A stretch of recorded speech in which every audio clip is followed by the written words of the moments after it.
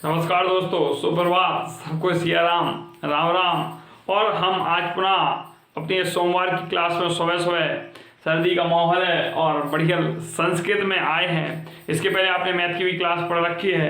अब दोस्तों हमको आज संस्कृत में वर्णों का उच्चारण स्थान देखना है। इसके पहले हमने क्या पढ़ा? इसके पहले हमने स्वरों का वर्गीकरण पढ़ा। मूल स्वर हमारे 5 होते हैं, कुल स्वर 9 होते हैं, व्यंजन 33 होते हैं, उसमें भी स्पर्श व्यंजन 25 होते हैं, अंतःस्थ 4 होते हैं और उस व्यंजन भी हमारे 4 होते हैं। संयुक्त हमने आपको 3 बताए। अयोगवाय 4 होते हैं, विसर्ग, अनुस्वार, जीवामूली, उपदमानी। जीवामूली एक होता है, उपदमानी भी एक होता है। कखा इति कखाभ्याम प्रागर्ध विसर्ग सदैशो पढ़ाया था। उसमें का खागे पहले यदि आधे विसर्ग के समान आ जाए तो क्या होता है? जीवामूली होता है। पाफाभ्याम इति प्रागर्ध विसर्गो सदृशः क्या कहलाता है? अपना उपदमानी कहलाता है। उपदमानी जो औष्टो भी पढ़ाया था। अब हम उसका क्रम से वर्णन करते हैं। तो आज हमें पढ़ना उच्चारण स्थान। उच्चारण स्थान का तात्पर्य दोस्तों इतना रखना, इस चीज को पहले इंपॉर्टेंट टिक करो। यहां से तुम्हारे 2 नंबर टीईटी में पूछे जाएंगे। सेमेस्टर में भी 2-3 नंबर का पेपर आराम से बन जाएगा और सुपर टीईटी में भी हो सकते हैं जो पैरे आते हैं वहां से प्रश्न बन जाए। तो आज हमें पढ़ना उच्चारण स्थान। और यार हिंदी का भी समझ लो, हिंदी में भी 1-2 वर्ण छोड़ देंगे तो सारा आपके हिंदी का भी उच्चारण स्थान कंप्लीट हो जाएगा। तो कॉम्बो पैक है आज। अब उच्चारण स्थान जहां से किसी भी शब्द को जब हम बोलते हैं, जैसे अभी हमारी जीभ बोल रही है आपके सामने, आप सुन रहे हैं, तो जो शब्द जहां से उच्चरित होता है जीभ वहीं जाके लगती है। हमने हालांकि कादे वहां बसाना में आपको कुछ शॉर्ट में बताया था, लेकिन आज आपको ट्रिक बताएंगे जो महर्षि पाणिनि ने बताई है। पहले ही देखते हैं अकुहु विसर्जनीयानाम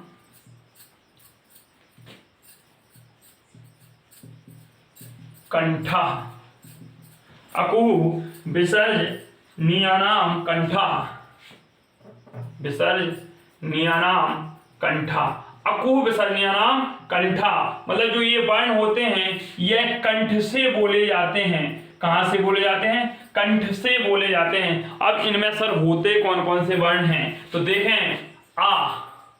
अब आ का मतलब सिर्फ आ ही नहीं हुआ, आ का मतलब ह्रस्व आ भी हुआ और दीर्घ आ भी हुआ। और आ और आ हमने आपको बताए थे 18 प्रकार के होते हैं।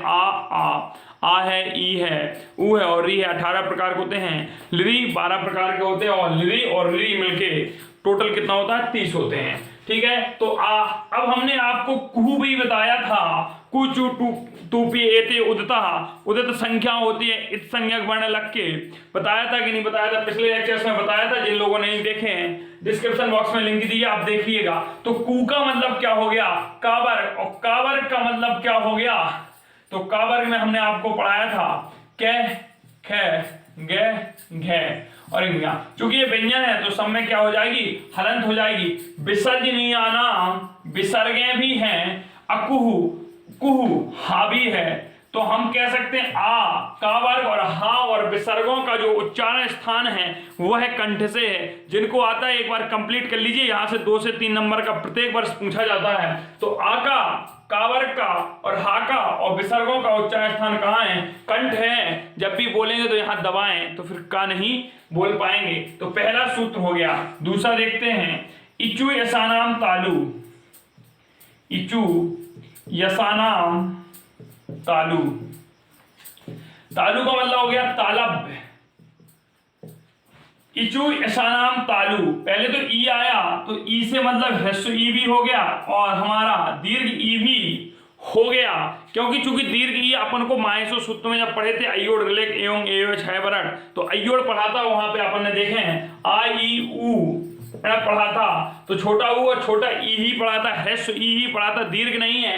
दीर्घ इसी में है ही। जब हम इसका उच्चारण ज्यादा बढ़ा देंगे, 2 मात्रा का समय लेंगे तो ये दीर्घ ई में परिवर्तित हो जाता है। क्योंकि हिंदी की जननी है इसलिए छोटा ई और बड़ी ई नहीं बोलेंगे। यहाँ सब क्या होता है? ई होती है, वो भी ह्रस्व होती है।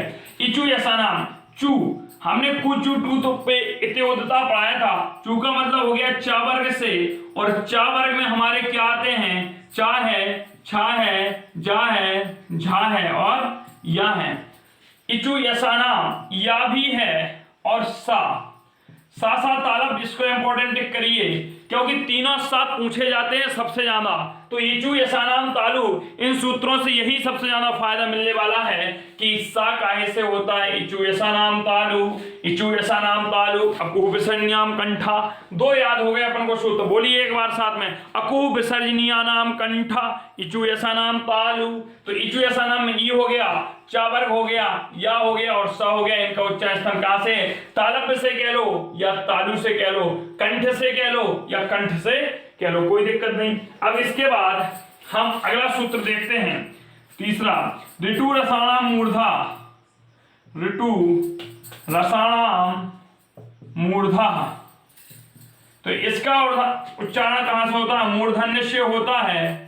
कहां से होता है, मूर्धन्य से होता है। तो ऋतु रसाणाम मूर्धा, इनका उच्चारण स्थान मूर्धन्य से होता है, या अपन कह लें इसी को क्या कहते हैं, मूर्धा कहते हैं। क्या कहते हैं दोस्तों, मूर्धा कहते हैं। आप सर इसमें क्या होता है भाई, ये क्या है, तो देखें इसमें ऋषि भी होता है, टा वर्ग भी होता है, और टा वर्ग में क्या होता है, देखिए भाई टू है, टू का मतलब क्या हो गया, टा वर्ग, और टा वर्ग में क्या होता है हमारा, टा है, ठा है, डा है, ढा है और ठीक है।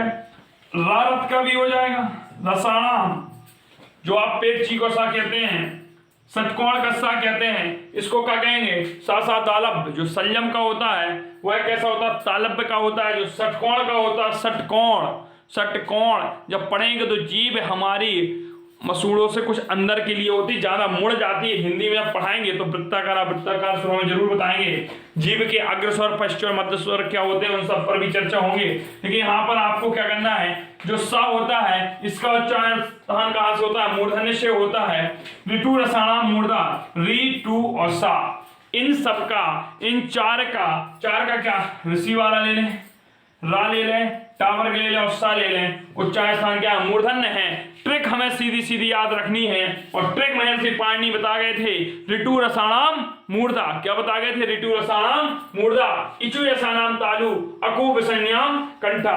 अब इसके बाद हम चलते हैं चौथे सूत्र पर, और चौथा सूत्र हम देखते हैं क्या कहता है।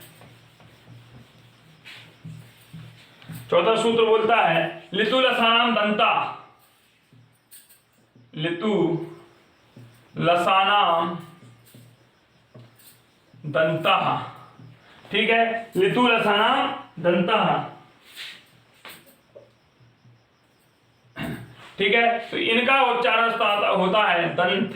क्या होता है, दंत। इसमें क्या होता है, अपनी लिरी होती है, तू वर्ग होता है, फिर ला भी होता है और सा भी होता है। तो देखें भाई, ये सा कैसे आया, दंती से। यहां सा का देख लें आप, दंत से आया। ये सा कहां से आया, मूर्धा से आया। और ये सा कहां से आया, तालु से आया।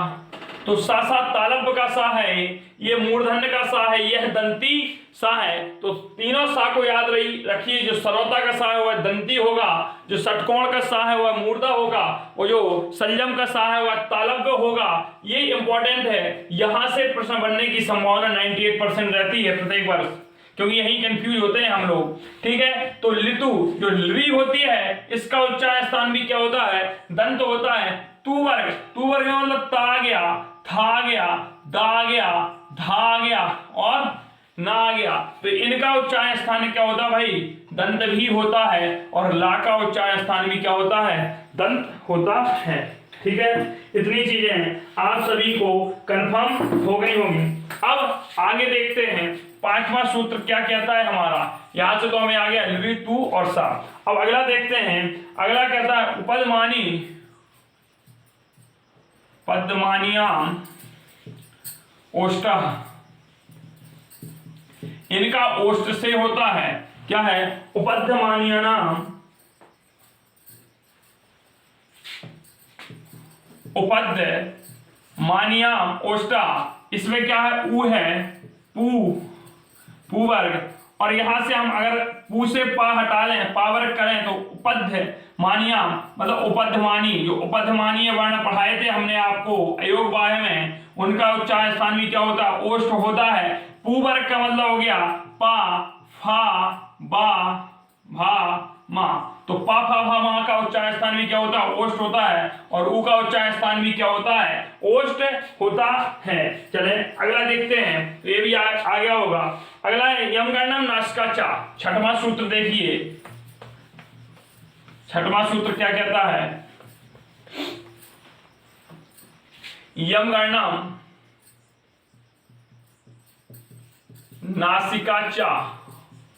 जो प्रत्येक वर्ग का पंचमा अक्षर होता है, जो प्रत्येक वर्ग का पंचमा अक्षर होता है, यम गणनम नासिका चा, प्रत्येक वर्ग का पंचमा अक्षर या है, मा है, इणा है और या है। ये पांचों जो इनका पंचमा अक्षर होता है, माफ कीजिए ना लिखिए, इन पांचों का उच्चारण स्थान कैसे होता है, नासिका से होता है। कैसे होता है, नासिका से होता है। प्रत्येक वर्ग का पंचमा अक्षर किस सूत्र में कहा गया है, यम गणनम में कहा गया है। यम गणनम इनके उच्चारण स्थान नासिका से होता है। लेकिन यदि आपको पूछ लिया जाए मां का उच्चारण स्थान बताइए, मां का उच्चारण स्थान बताइए, और आपसे पहला ऑप्शन दे दे वो नासिका, दूसरा ऑप्शन दे दे ओष्ठ, तीसरा ऑप्शन दे दे दंत, चौथा दे दे एक एंड दो।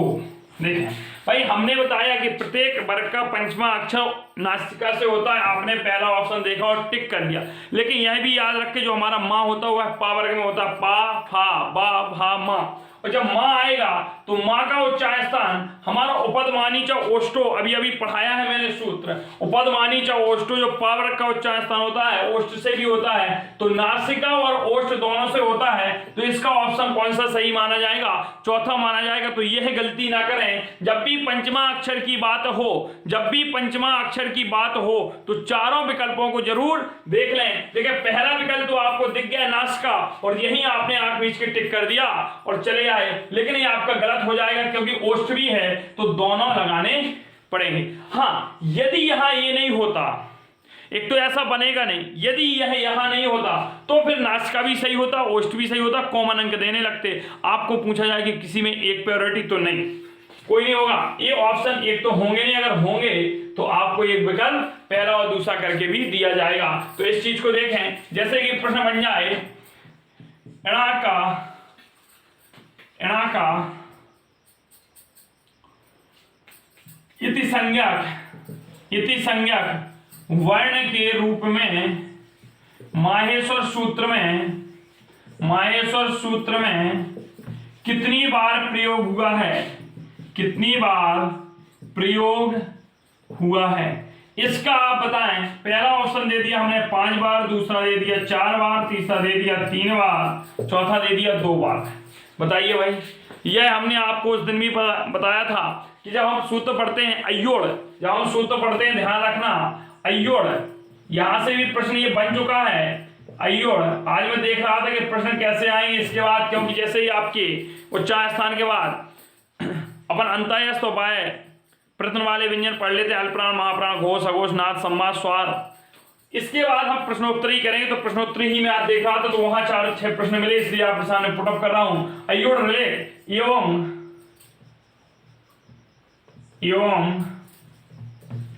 अयौज अयौज हैवरट, फिर है।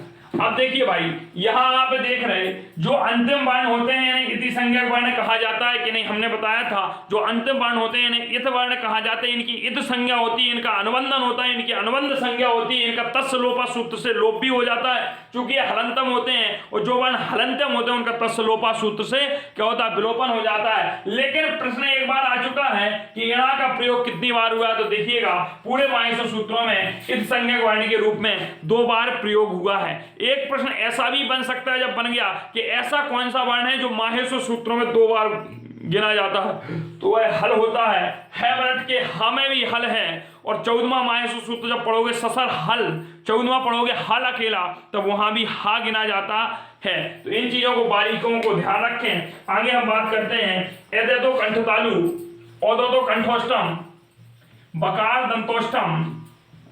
3 सूत्र मैंने एक साथ ही बोल दिए, अभी लिखे दे रहा हूं, लिखिएगा। ये तो इनके कुछ सूत्रों में यदि यहाँ मिस्टेक होगी तो इनका मैं आपको जो पेज है वो टेलीग्राम चैनल पर उपलब्ध करा दूंगा। तो जो विसर्गें वगैरह जो सूत्र लिखते समय यदि मिस हो गई होंगी तो आप सही लिखिएगा ताकि सही नॉलेज ही आप तक पहुंचे। तो एक तो हुई नहीं होंगी अय दैतो हो कंठ तालु, कंठ तालु, ठीक है। तो ये कह रहा अय दैतो कंठ तालु, ए और अय दैतो कंठ तालु, इनका उच्चारण स्थान कहां से होता है? कंठ से होता है। कहां से होता है? कंठ और तालव्य से होता है। भाई ऐसा क्यों होता है? क्योंकि हमने आपको पढ़ा रखा है इसके पहले कि हमारे जो संयुक्त स्वर होते हैं वह 4 होते हैं और 4 संयुक्त स्वरों को यहां देख लें, 4 संयुक्त स्वरों को देख लें तो ए है और ऐ है, ओ है और औ है। तो इसलिए दूसरा सूत्र होता है ओ दतो और दो कंठोष्टम, कंठोष्टम। इनका क्या होता है? कंठ धन ओष्ठ से होता है। ओ दो तो कंठोष्टम, ओ दो तो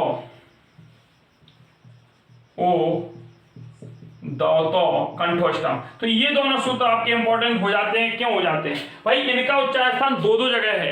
कैसे निकालते हैं उच्चारण स्थान को सीखते हैं। हमें पहला तो देखते हैं हम इस वाले सूत्र को, पहले नंबर। दूसरा बात देखते ए देतो कंठ तालु, जो ए और ऐ होता है इसका उच्चारण स्थान क्या होता है हमारा?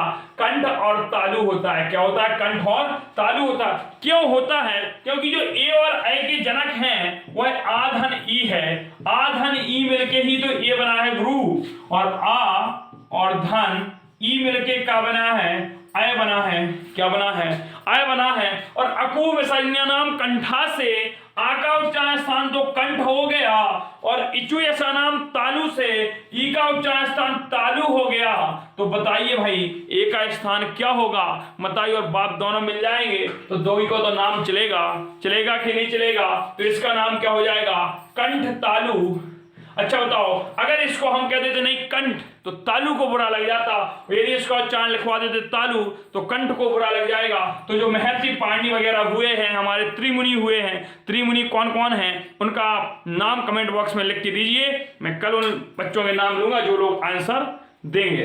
कंठ तालु त्रिमुनि तथा उनकी रचनाएं।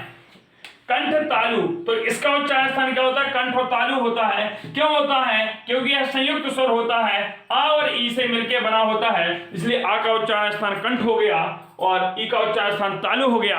अब कोई आपसे पूछ दे कि भाई ओ का उच्चारण स्थान आप बताएं, कैसे बताएंगे? लिखा है लेकिन हमसे पूछ दिया, हमें पता नहीं है। हमें ये तो पता है कि ओ एक संयुक्त स्वर होता है। तत्काल हमने लिखा आधन उ, आधन उ। आ का कंठ होता है। उपदमानी च ओष्ठो, ओष्ठ होता है। उपदमानी ओष्ठम, ओष्ठ होता है तो इसका क्या हो गया? कंठोष्ठ हो गया, कंठोष्ठ हो गया। तो किस प्रकार से होगा यह आप सभी समझ गए होंगे। इसका कंठ तालव्य कैसे होता है, इसका कंठोष्ठम किस प्रकार से होता है। अगला देखें, वकार दंतोष्ठम, वकारस्य दंतोष्ठम।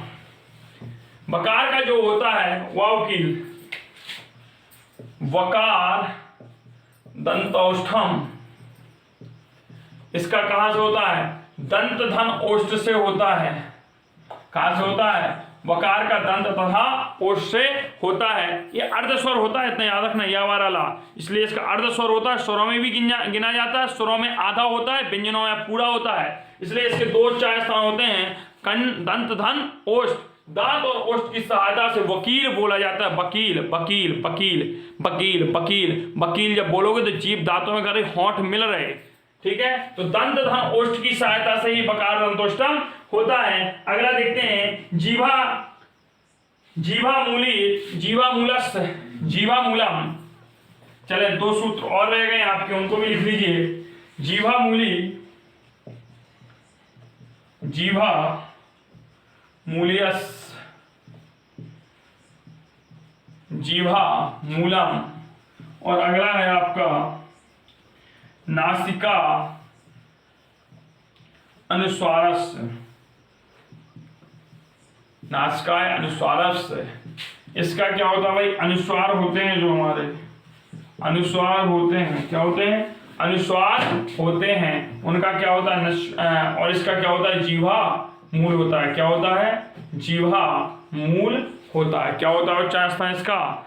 जीवा मूल होता है। तो जीवा मूलस्य जीवा मूलम, तो जीवा मूलस्य क्या होता है? हमने आपको बताया था कखा इति कखा अभ्याम प्रागर्ध विसर्गो प्रागर्ध विसर्ग सदृश क्या कहलाता है? हमारा होता है जीवा मूली। तो जीवा मूल कहाँ से है? कंठ के नीचे से जीवा मूल निकलता है, तो इनका उच्चारण स्थान जीवा मूल हो गया।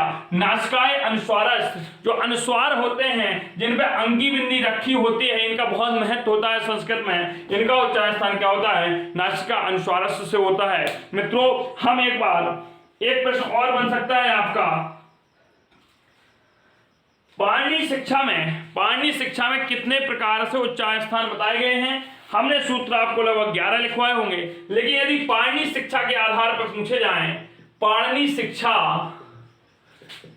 शिक्षा के आधार पर उच्चारण स्थान 8 प्रकार के होते हैं।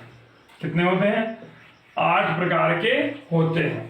कितने होते हैं? 8 प्रकार के होते हैं। इस तरह से यह टॉपिक हुआ हमारा समाप्त। आगे हम अंतःस्थ व्यंजन, वो माफ कीजिए, आपका जो हमारे प्रश्न होते हैं अभ्यंतर प्रश्न और बाह्य प्रश्न का कल का लेक्चर अपन देखना ना भूलें। कल की क्लास में संपन्न कराया जाएगा। एक बार पुनः रिवीजन करते हैं। अकुह विसर्जनीय नाम कंठा, 5 मिनट आप सिर्फ सुने, फोन को हॉरिजॉन्टल मूड पे डाल दें, ईयरफोन को कानों में लगाएं। अकुह विसर्जनीय नाम कंठा, आ का और हा का वर्ग और हा का और विसर्गों का जो उच्चारण स्थान होता है वो कंठ होता है। इचु ऐसा नाम तालु, ई का, चा वर्ग का, या का और संयम वाला सा जो होता है आपका, उसका तालव्य स्थान होता है। इचु यसानाम ई, चावर्ग यसानाम या और सा का उच्चारण स्थान तालब होता है। इचु यसानाम तालु, ऋतु रसाणाम मूर्धा, री का, टावर्ग का, सा का, साफोर षटकोण, ऋतु रसाणाम मूर्धा का उच्चारण स्थान होता है मूर्धा, और रारत का भी होता है ऋतु रसाणाम मूर्धा। ऋतु लसानाम दंता, लिरी का, तावर्ग का, साफोर सरोता, साफोर सरेत, सफेरा जिसे पढ़ते हैं आप, उसका क्या होता है? सासा दंती होता है। याद रखें, सासा संयम वाला सा तालब होता है, षटकोण वाला सा दंती हो जाता है, वो सपेरा वाला सा दंती होता है। और हमने बताया इचु ऐसा नाम तालु, और जो हमारा षटकोण वाला सा होता है वो मूर्धा होता है। पहला संयम इचु ऐसा नाम तालु, तालब संयम तालब पे गिरा, षटकोण मूर्धा पे गिरा और सा दंती पे गिरा, हो गया लितु लसा नाम दंता। एते दो कंठोस्तम, ए दे दो कंठोस्तम, ए और ए का दंत कंठोस्तम कंठ और ओष्ठ होता है। ओ दो तो कंठोस्तम, ओ दो तो कंठोस्तम, तो ओ और औ का कंठ और ओष्ठ होता है। और ए दे तो कंठ तालु, ए और ए का कंठ और तालु होता है। क्षमता मैं गलत बोल गया।